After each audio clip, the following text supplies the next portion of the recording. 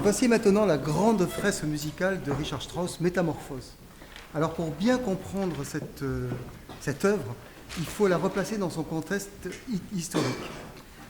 Alors on est en plein dans la Deuxième Guerre mondiale, quand le chef d'orchestre et grand mécène suisse Paul Zahrer fait cette commande musicale à Richard Strauss.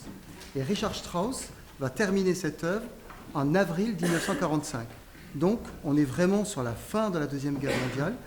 Richard Strauss est un compositeur de 80 ans et il est particulièrement touché évidemment par ce qui arrive en Europe, ce mouvement absolument tragique et terrible, mais ce qui le touche énormément, comme les villes allemandes sont bombardées massivement, les opéras de Munich et de Dresde notamment sont complètement détruits, et ce sont deux opéras dans lesquels nombreuses des œuvres de Richard Strauss ont été vraiment créées.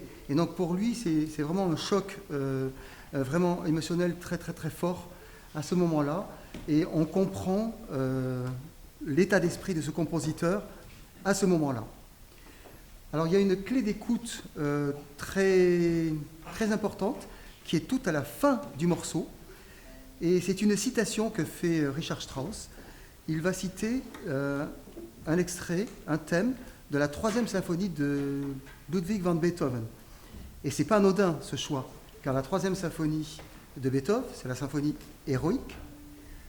On voit bien, côté héroïque. Et il va choisir le thème du mouvement lent, qui est une marche funèbre.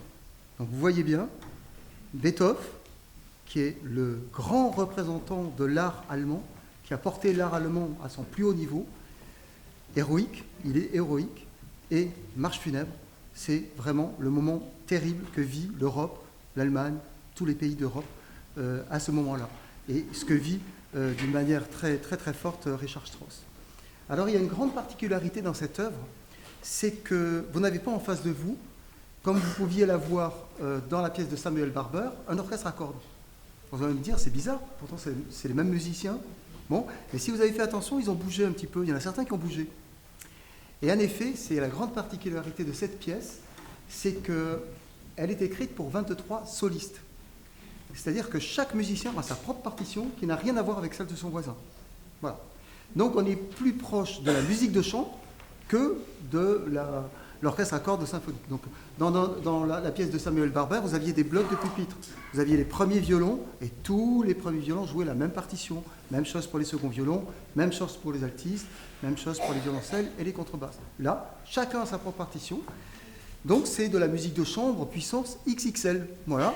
Parce que bon, la musique de chambre, bon, on va jouer en sonate à 2, trio, quatuor, allez, grand maximum octuor, et là ils sont 23 quand même. Donc ça commence à faire beaucoup, d'où un petit peu la nécessité d'une direction pour canaliser un petit peu toutes ces dynamiques. Mais alors, qu'est-ce qui se passe à l'intérieur de tout ça? Parce que bon, c'est de la musique de chambre, mais ce qui veut dire que dans la musique de chambre, chacun a une partition très importante. Et ils ont tous une partition très importante. Et alors, comment va faire Richard Strauss pour se débrouiller avec tout ça? Qu'est-ce que c'est que cette musique, finalement? Ce n'est pas une symphonie, alors que ça a la durée d'une symphonie. Ce n'est pas un poème symphonique, non plus. Ce n'est pas une sérénade qu'on a pu écrire Dvorak ou Tchaïkovski pour l'orchestre à cordes. Ce n'est pas un concerto, malgré que beaucoup de parties sont très concertantes. Vous allez voir, le violon, il est au charbon tout le temps. Le violoncelle solo aussi, l'alto solo, enfin, ils ont tous des solos. Tout le monde a des solos là-dedans. Donc, mais ce n'est pas un concerto. Mais alors, qu'est-ce que c'est? Alors, c'est quand même bizarre, cette pièce. Et Richard Strauss écrit « Étude pour 23 cordes solistes, Métamorphose ». Donc, pour lui, c'est une étude. Mais pour moi, ça va bien au-delà d'une étude. Et Richard Strauss, à cette époque-là, est un compositeur très, très, très connu, très respecté. Ses opéras sont extrêmement joués dans le monde entier, ses symphonies également, ses poèmes symphoniques. Et donc, on retrouve pour moi ici son côté très opéra. Et vous allez voir, imaginez que vous avez 23 personnages qui sont en train de discuter entre eux. Voilà. Mais comment il va faire?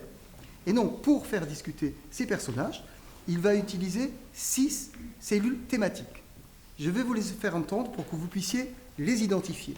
Alors, la toute première, vous allez les entendre dans l'ordre où elles arrivent dans le morceau. La toute première, c'est celle-là.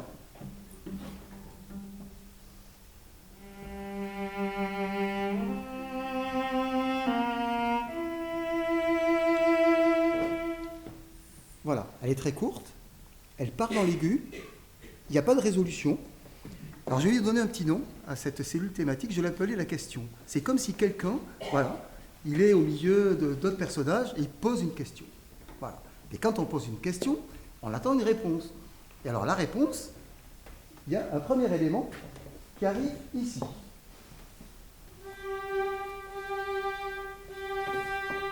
Alors ça, ce sont 3 notes répétées que vous allez entendre mais tout le temps du morceau. Donc, vous avez une question, et c'est comme si vous avez des personnages qui disent « Ah oui, oui, moi, voilà, je suis là, je peux vous apporter une réponse. » Donc voilà, c'est l'appel, je l'ai appelé l'appel, cette cellule thématique. Donc, si elles ont appelé, c'est qu'elles ont quelque chose à dire. Alors, qu'est-ce qu'elles ont à dire ?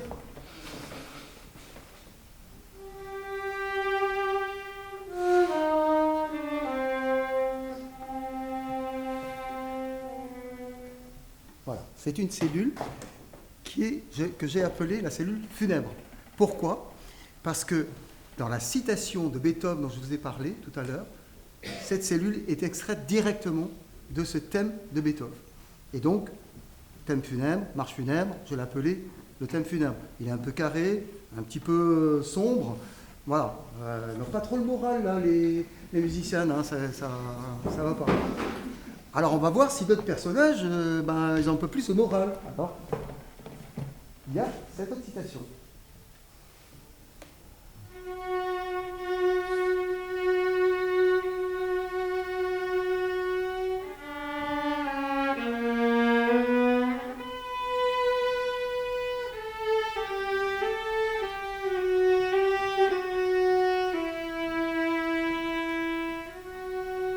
Voilà.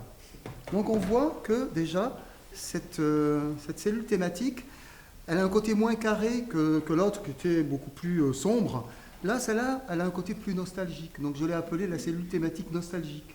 Vous allez l'entendre très souvent également. Voilà. Donc ce sont des personnages qui se remémorent le passé, un petit peu comme Richard Strauss qui se remémore son passé.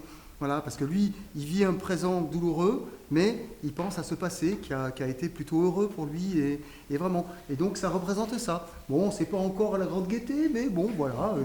Malgré tout, il y a quelque chose qui se passe là. Et alors ensuite, on a ce thème qui va arriver.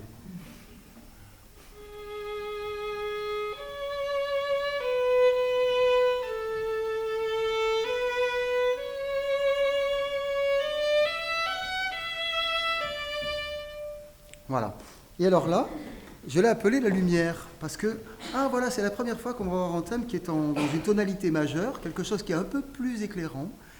Et voilà, ça apporte une petite lueur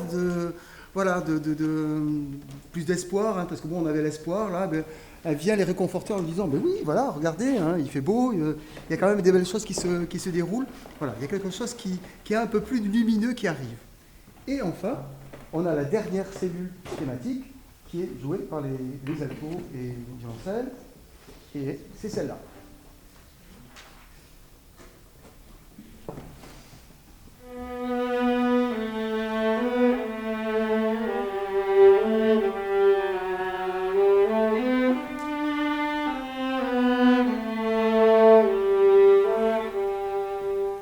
Voilà. Et alors là, on est dans un tempo un peu plus allant, et voilà, là, on est vraiment dans quelque chose qui est... on respire un peu. C'est un peu plus réjouissant. Et c'est une tonalité majeure, plus éclairant. Et donc, je l'ai appelé la cellule de l'espoir. Voilà. Enfin, on a quelque chose qui nous amène un petit peu de réjouissance dans cette ambiance un petit peu sombre. Et alors, globalement, vous allez voir ces musiciens qui vont discuter entre eux. Ils sont très, très, très bavards, vous allez voir. Ça discute beaucoup. Et Richard Strauss va s'amuser énormément avec ces thématiques-là. Et puis, au-delà de ces thématiques, il y a ce que j'ai appelé les commentaires. Vous avez des commentaires qui se mettent en place. Vous avez celui-là au début, par exemple.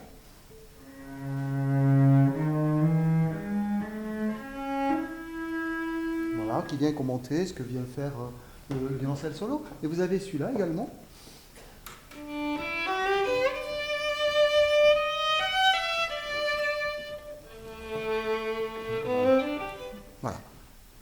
Ça commente, Voilà, vous avez les cellules clématiques telles que je vous ai les fait entendre, et puis vous avez ces commentaires qui interviennent, que vous allez entendre également d'une manière très très spontanée, et puis en même temps qui vient se glisser dans les thèmes. Alors Richard Strauss va s'amuser avec tout cela, mais pourquoi ça s'appelle Métamorphose finalement?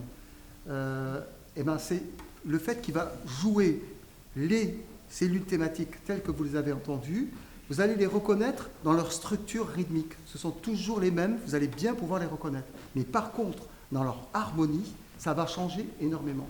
C'est-à-dire, il y a des cellules qui étaient dans une tonalité mineure, qui va basculer en tonalité majeure, celle qui était en majeure, qui va basculer en tonalité mineure, et il y a une sorte de discours, comme si, au fil du temps, bon, ça va commencer d'une manière un petit peu nostalgique, et puis progressivement, à partir du moment où on a le thème de l'espoir qui va arriver, là on a l'impression que ce thème qui est en majeur, il va essayer d'embarquer tout le monde. Allez, bon, ça y est, allez, on va essayer d'aller quelque part. Il y a une sorte d'euphorie qui va se mettre en place, jusqu'au moment où on va revenir au début, comme si quelqu'un disait, ah non, ça va, là, non, il faut arrêter de plaisanter, on revient, puis là, on revient d'une manière très sérieuse, très pesante. Et puis on va continuer encore, ça va batailler, parce que bon, bah, ils ne veulent pas se laisser faire, ils ont quand même de l'espoir. Donc voilà, jusqu'au moment où les musiciens vont arriver comme s'ils étaient devant un gouffre, vous voyez, là, ah, et ils vont s'arrêter. Voilà. Qu'est-ce qui se passe? On n'en sait rien, la musique s'arrête. Et à partir de là, c'est la dernière partie du morceau, et c'est le point de non-retour. Et là, il n'est plus question d'espoir, voilà. C'est très tragique, très dramatique, et tout va changer. Les notes que j'ai appelées les notes d'appel, les 3 notes, les fameuses 3 notes, ce sont plus des notes de douleur qui interviennent là. Vous allez entendre le thème funèbre qui est lui plus en train de pleurer plutôt que d'être funèbre. On est vraiment dans quelque chose de vraiment pesant à partir de là, et on va cheminer jusqu'à la fin du morceau, jusqu'à la fameuse citation de Beethoven, où là, on a l'impression que Richard Strauss s'adresse à son illustre prédécesseur en lui disant voilà les situations que nous sommes en train de vivre. Toi qui as été si héroïque, tel représentant de l'art allemand, et marche funèbre jusqu'à la fin, cadence finale, avec les notes les plus sombres des instruments, donc le plus grave possible. Donc voilà l'histoire que nous allons vous raconter avec Métamorphose de Richard Strauss.